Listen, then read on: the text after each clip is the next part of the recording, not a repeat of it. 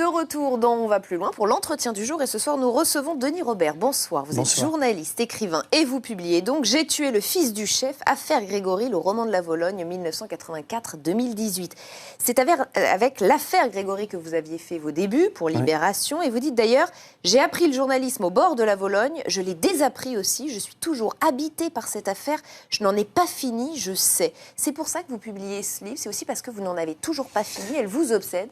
Je ne suis pas sûr qu'elle m'obsède, mais en tout cas, je m'étais tu pendant pratiquement 30 années, c'est-à-dire j'avais refusé toutes les sollicitations d'éditeurs, d'émissions, de choses comme ça. Et là, avec la résurgence de tout ce qui s'est passé au mois de mai dernier, et les questions surtout que mon entourage me posait, mes amis, mes enfants, etc., sur cette affaire, je me suis dit que... Et puis j'ai été sollicité par des éditeurs, et je me suis... Au début, je pensais écrire quelque chose, et je me suis dit que le meilleur moyen de restituer ce que j'avais compris et qui contrait aussi des choses que j'entendais dans les médias ou sur les réseaux sociaux, c'était de publier les articles que j'avais écrits à l'époque. Parce que très bizarrement, c'est peut-être parce que j'étais pas formaté comme journaliste que j'ai eu cette distance par rapport aux événements et aux choses. C'est-à-dire que je sortais de l'université, j'avais 25 ans, je me suis retrouvé là avec cette marée humaine, à la fois de journaliste, de magistrat, et j'ai compris très tôt que ce que je vivais était extraordinaire, quoi. Et donc, avec pas mal de distance, j'ai écrit quotidiennement pour Libération sur cette histoire. Et elle a pris l'ampleur qu'on connaît aujourd'hui. Et les derniers rebondissements vous ont fait replonger le suicide du juge Lambert. Vous êtes retourné sur place, par exemple? Oui, je suis retourné ça a été plus fort que vous récemment, mais ça faisait longtemps que j'étais pas allé. Mais c'est comme apprendre à rouler en vélo. Vous savez, quand vous êtes enfant, j'ai reconnu les lieux, même si la géographie avait changé, même s'il y a plus de végétation ou moins de végétation. Il y a un triangle des Bermudes là-bas qui est Decelles, Lépange, Monzé, enfin Bruyères, enfin toutes ces villes. Et il y a eu une concentration à l'époque. Donc tout le monde était là, quoi. Et j'ai vraiment le sentiment d'avoir vécu quelque chose d'assez dingue, quoi. Je crois même que vous avez prévenu le père du petit Grégory. Oui, c'est-à-dire que je ne voulais aval, pas qu'on me... Parce qu'une des raisons pour lesquelles je parlais plus de cette affaire, c'est parce que j'ai l'impression que dès qu'on s'exprime là-dessus pour donner un avis, c'est comme de la bave, quoi. C'est-à-dire trop de choses ont été dites, la parole a quand même tué beaucoup de choses là-bas, et j'avais pas envie qu'on me fasse le procès du mercantilisme par rapport au livre. Et surtout, je suis conscient, peut-être plus que d'autres, de la douleur insondable de Christine et Jean-Marie Villemain. Et donc, comme je les connais et comme je les aime beaucoup, je leur ai demandé, effectivement, j'ai passé un coup de fil et voilà, c'est le seul contact que j'ai eu avec eux. Je leur ai envoyé le livre. Et je pense qu'ils étaient plutôt contents de se dire que quelqu'un qui avait connu ce que j'avais connu pouvait rendre compte d'une manière un peu moins facile ou moins légère qu'un certain nombre d'acteurs ou de gens qui passent dans les médias pour en parler. On entend vos critiques, vous incriminez qui les journalistes, les policiers qui a le plus bavé, pour reprendre votre terme? Par exemple, ceux qui... Alors évidemment, on peut dire... J'ai écrit un grand papier dans Rolling Stone pour dénoncer les dérives médiatiques, mais ceux dont on ne parle jamais, ou beaucoup moins, ce sont les avocats, quoi. Et les avocats des deux camps. Je pense que les avocats des deux camps, à la fois du camp Laroche, je pense à Maître Pron, ou de Jean-Marie Villemain, je pense à Maître Garot, n'ont pas été de très bons avocats. C'est-à-dire que Maître Garot, pour se faire payer et pour les frais de justice, il a entretenu une image du couple et de Christine Villemain qui était sans rapport avec ce qu'étaient ces gens-là, quoi. Et Paul Pron a tout fait a pris a vendu lui aussi des photos, enfin, etc. Et il a joué sur le temps pour tuer aussi le dossier. Donc, quelque part, on peut dire qu'ils ont défendu leurs clients, mais je pense qu'ils sont responsables. Les avocats sont grandement responsables de la gabegie, avec les patrons de presse qui ont voulu faire du fric dessus, etc. Parce qu'il y a une économie de ce fait divers aussi. Et alors, aujourd'hui, on peut verser des larmes de crocodile sur les morts, enfin, etc. Mais il y a quand même des businessmen qui étaient là derrière. Mais c'est aussi parce qu'il y a eu cet engouement des Français. Avec le recul qu'on a aujourd'hui, comment on peut expliquer qu'une telle affaire, alors que... Pardon, mais des faits divers, il y en a tous les jours. Pourquoi celui-ci a passionné les Français, continue de les passionner. À chaque rebondissement fait la une de l'actualité. Comment vous expliquez cela? Mais d'abord, ça tient à sa nature, parce que le scénariste de ce fait divers, c'est ce fameux, ou ces fameux corbeaux.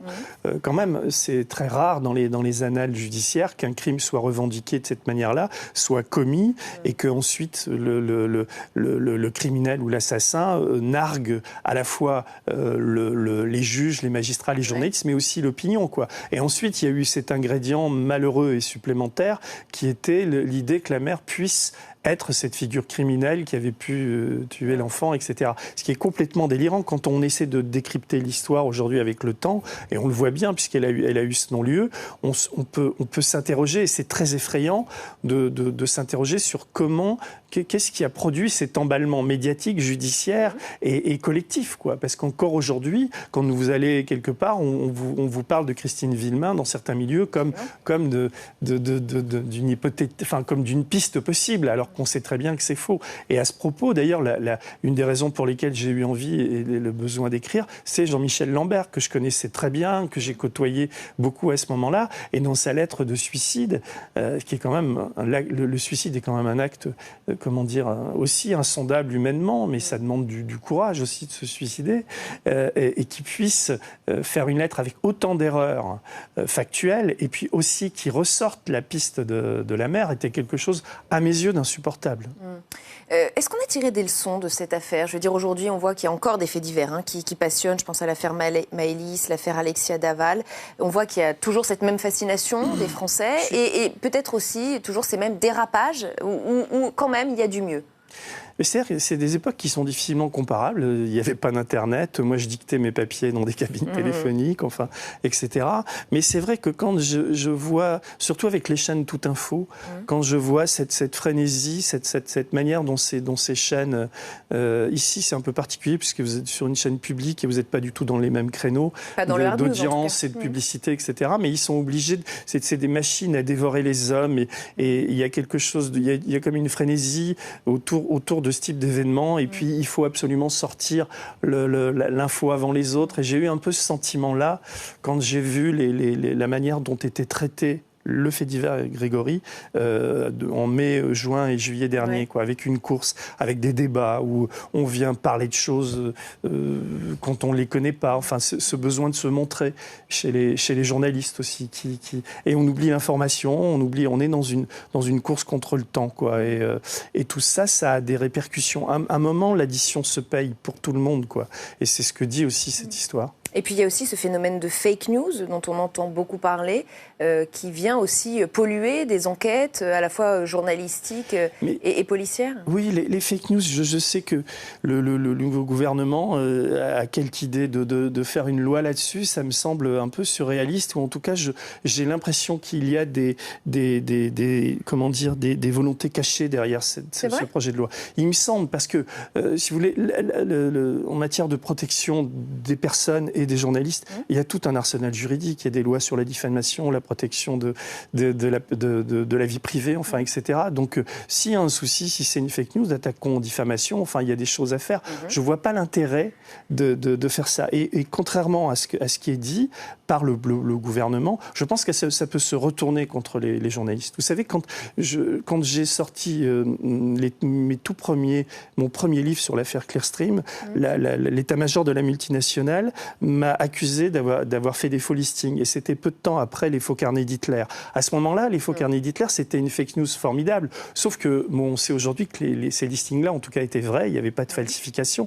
Mais avec une loi comme celle des fake news, si on déposait plainte contre moi à l'époque, j'aurais été emmerdé par ça. Et pendant ce temps de me défendre, je veux dire, c'était une manière de ralentir le processus. Alors, quelle serait l'idée secrète, l'idée cachée du gouvernement? Je pense qu'il y a une arrière-pensée. Mais je pense que, par exemple, Emmanuel Macron, pendant sa campagne, on l'a su, il y a eu toute une histoire sur son financement, c'était une fake news totale.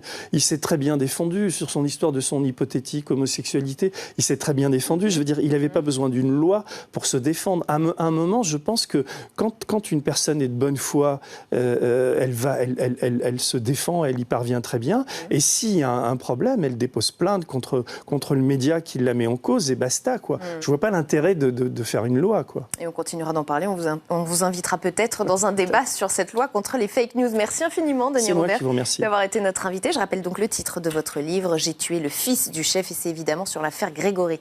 C'est la fin de cette émission. Je vous retrouve lundi à la même heure sur Public Sénat, publicsena.fr pour toujours plus d'informations. Et puis